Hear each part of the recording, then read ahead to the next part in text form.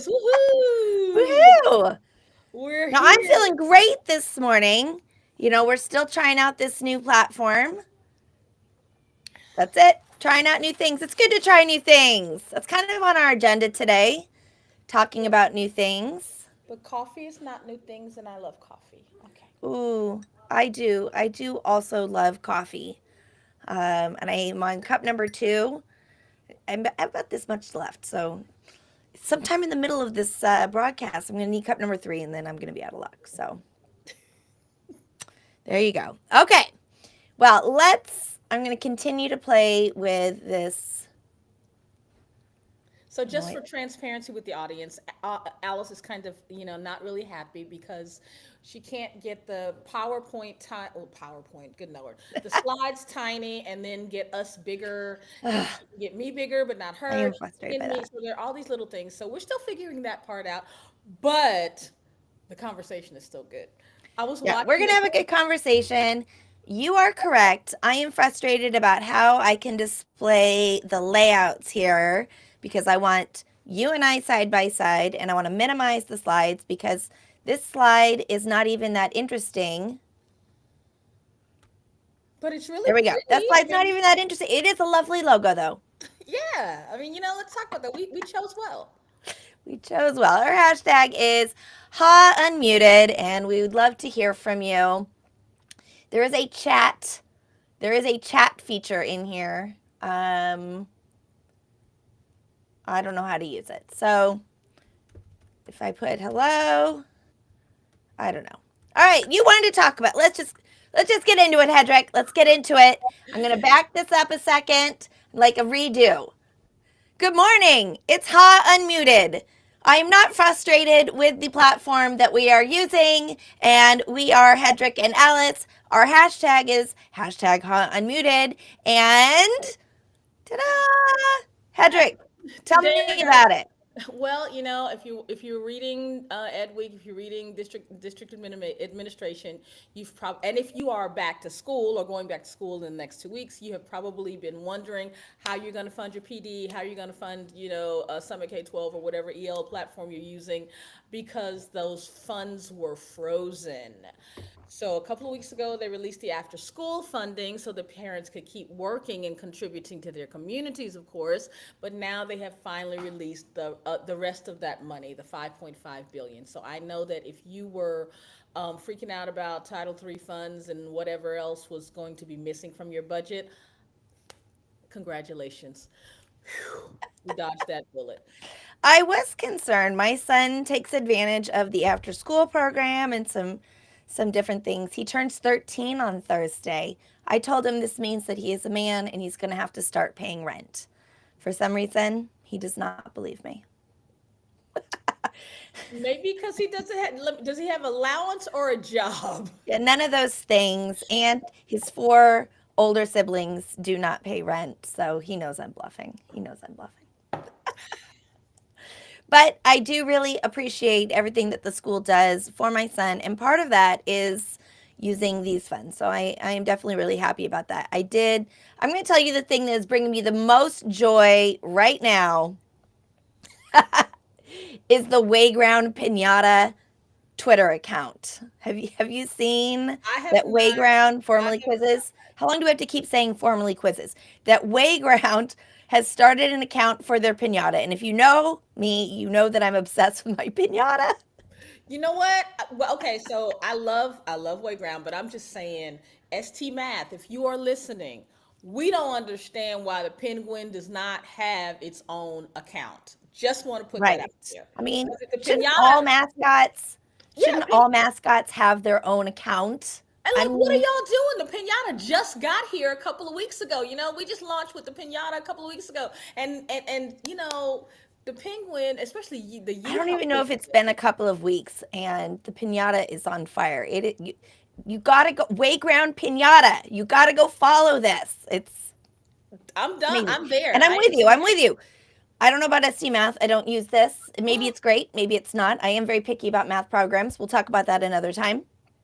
But if you have a mascot, if your product has a mascot, it should have its own sassy, funny channel. I mean, right? Yes. Okay. Glad that we are in agreement on that. 100%. 100%. So, Oh yeah, these days I'm scrolling through my social media feeds, and it's hit or miss on what kind of content's on there. There's some good stuff out there still some good stuff, you know but what? And the if I will say this, and I'm going to say an unpopular thing. If you are frustrated with social media, the problem is probably you, because my oh, social media is absolute. I curate you what you watch, you get more of. So you are yeah, still kind of in charge of your algorithm. that's So if you're true. stopping at all of the things that are terrible and talking about all the terrible things in the world, my Instagram has cute puppy Oh, videos. my And Instagram's I pretty good. follow, let's see, I follow Nat Geo, I follow Cincinnati Zoo. I mean, you know what I mean? There's like I have deep relationships with Ollie and Tato, a couple of chocolate and a cream Labrador who are, you know what I mean? There's wonderful stuff out there. You just have to find it and make sure that that's what keeps showing up in your feed. So, I agree.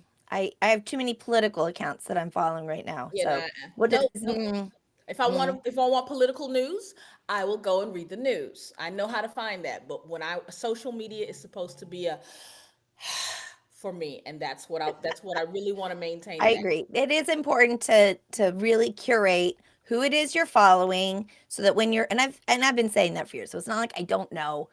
Um when you I don't want to scroll a whole lot before I find good content.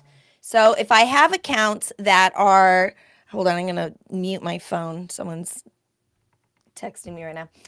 If you have accounts that you are following that nothing personal, but you're putting out things that aren't providing me value. I'm looking for how I can enrich myself as a teacher and as an educator, and I don't know what you're putting out there. You can mute them. You can mute them so that you're not unfollowing them, but you don't have to see all of their stuff all of the time.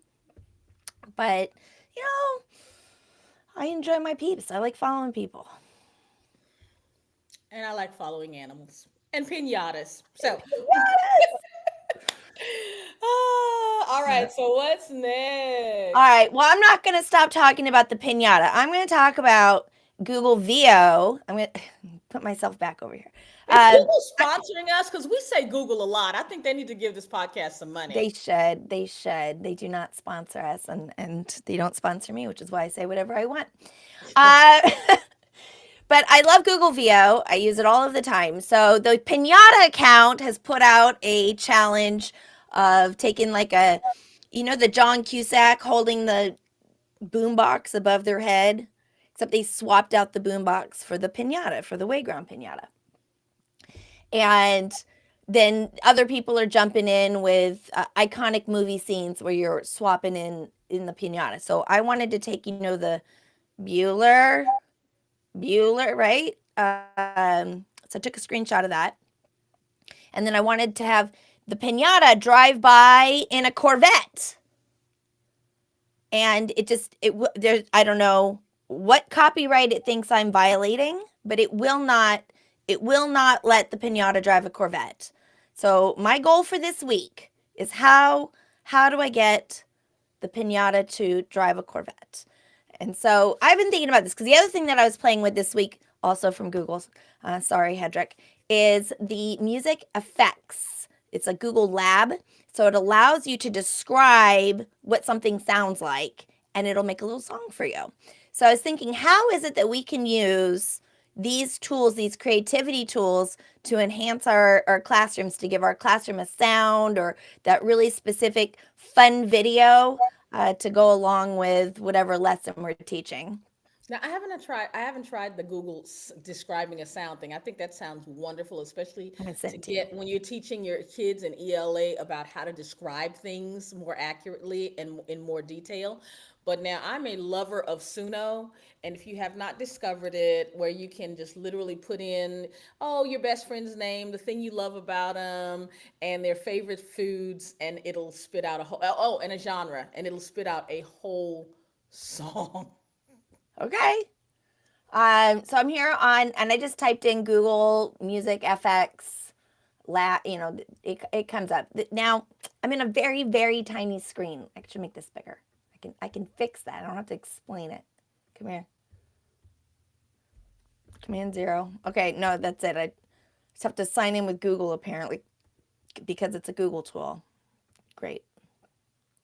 Oh, I have to agree to something. Privacy. Dang it! There's no privacy button checkbox. Forget it. Forget it.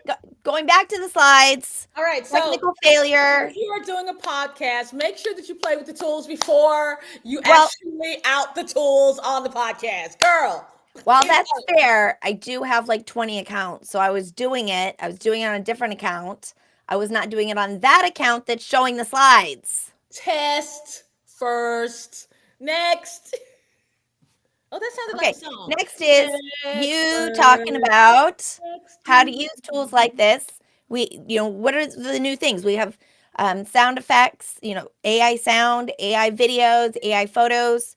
I mean, Suno is not new. It's in its I think fourth or sixth, fifth edition by now, but it's a lot of fun. I mean, that one is Okay. especially when you're getting kids to think creatively about stuff so they won't be bored, so that we Yeah. can get them engaged. Oh my goodness! What a Is that segue. okay? I saw this. I did cut out who tweeted it. So don't tell me your child is bored. I could dress up as a Minecraft figure and the result would be the same. Now, last week, Hedrick, you were talking about how research shows the majority of high school students find school boring. Take it away, Hedrick. So yes, 67% of kids surveyed said that they were bored and that they did not find learning relevant.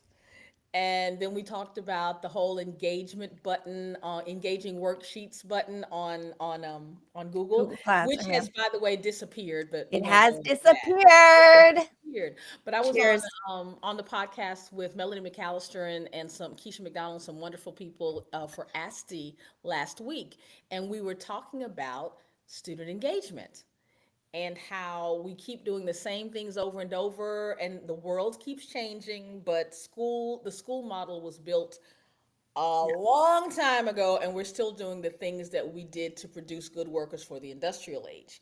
Right. And now our world is very much based on problem solving, creative thinking, a lot of things that don't have to do with rote memorization Mhm. and worksheets and being able to spit out information, because a lot of the information you need to spit out you can find on your phone anyway. If I want to know what the 20% tip is, yes, I can calculate it in my head, Yep. but I can also, well, actually, it's usually on the receipt in the restaurant anyway. Now be You know, careful about that because it might be showing you the 20%, including the tax and all of that. Um, but my point is, don't trust don't trust someone else to do your math for you, Hedrick. I don't have to. I can also use my phone. I mean, there are a million there are a million choices. I'm just saying that I do not. It is no longer a penultimate goal to be able to calculate 15% in my head, 20% in my head, because Right. I can get that information. But what am I missing during school? And that's probably why I'm bored, because I know that I can just do that on my phone. I don't need to learn that. It's hard to Yeah. get a kid to want to know timetables and stuff like that because literally they can just do a lot of those things on their phone. I don't need to know the date that I mean, this is going to sound terrible, but the date of World War One, World War Two, the Civil War, those were facts and figures that we still memorize. And how relevant is that? I mean, knowing it, no, knowing that it happened, having an idea of when it happened and having an idea of the Yeah. time. I don't need to be drilled down on the exact day, the exact year for most things. There's some things that maybe you should be able to pull off the top of your head when you're at a cocktail party or whatever. I remember my history teacher in college, he kept justifying whatever we were learning because what if you're at a cocktail party? That's that's not really selling it for me as a good reason to learn something. But there are a few things that you do want to be able to pull out at any particular given time. A few, but I don't know that we're talking about what's really relevant today. I mean, I think that you should know more about climate action than, what year Shakespeare lived. And don't get me wrong, I love Shakespeare, but I don't know that kids can connect to that in a way, because if you want to know when Shakespeare lived and you're going to a cocktail party, you can look it up and say, "Hey, AI, give me the 10 top cocktail party themes and 5 fun facts on each." And you can memorize Yeah. them when you need them. But learning how to survive in a very complex world is what we need to be concentrating on. And then kids wouldn't be bored, because Yep. real life learning is actually community based learning. It's going to the local nursing home and teaching seniors how to use computers, and having them teach your second graders how to read, those kinds of things. So Yeah. don't get me on my start. I'll be on my soapbox, but take it away. Your turn.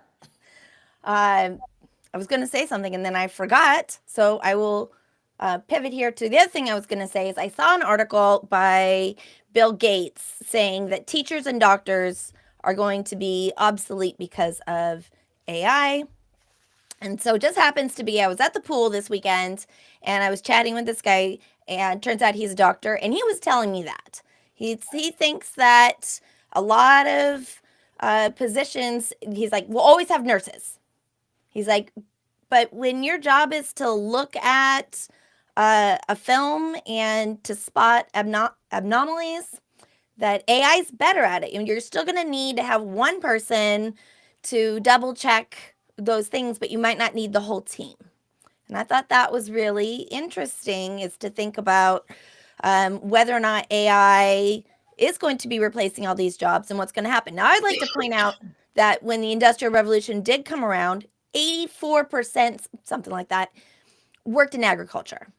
And, there's a transition period where now we only have 3 to 5% are working in agriculture. We don't have massive unemployment. There is going to be a shift in the types of jobs that people do. And what role does teachers in schools play in that? I don't have a good answer. We're kind of in the middle there. Like, who saw the iPhone coming when they first came out with a tractor? And I think we always see doom and gloom. Every time there's some huge technical shift, we see doom and gloom. It's going to take all the jobs. No, but it is going to shift jobs. Computers shifted jobs, agricultural machines shifted jobs. What do you call it? What do you call it? GM and all those people, big companies that manufacture cars, shifted jobs. But that doesn't mean that jobs are going to be obsolete. But every generation has to learn new skills. So everybody chill. It's not that serious. Oh my God.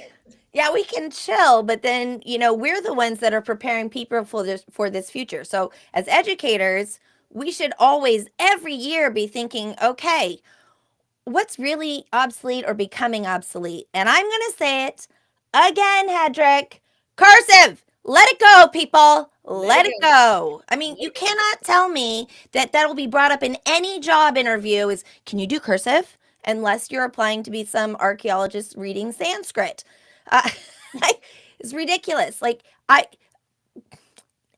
because I'm obsessed with the Wayground pinata, it keeps showing this to me in my socials. Kyle from Wayground put out a game that says AI or not, and it's showing pictures, and the kids will play this game to say whether or not it's AI. He says he got it from Holly Clark, so I want to make sure we give the right kudos out for that. But I'd love to see some more of that kind of stuff where we're like, how do you know that this is real? And being able to, scams are huge. How many texts did you or emails did you get this week of someone telling you that you haven't paid your tolls or Yeah, whatever, that they're trying I to steal money talked from I you? talked about it at ISTE. If you want to know, if you need a course, call me. Small Bites has one specifically about Mm, talking about AI and what's real and what's not. And now it is 8:05, which means since we started at 7:45, it's time to go. I Yes. All right. Hedrick, it has been lovely seeing you this morning. Cheers with the coffee. I'm ready to go get another one, and I hope you all have a great week. Woohoo! And for you Woo! guys who are back to school, go do the things.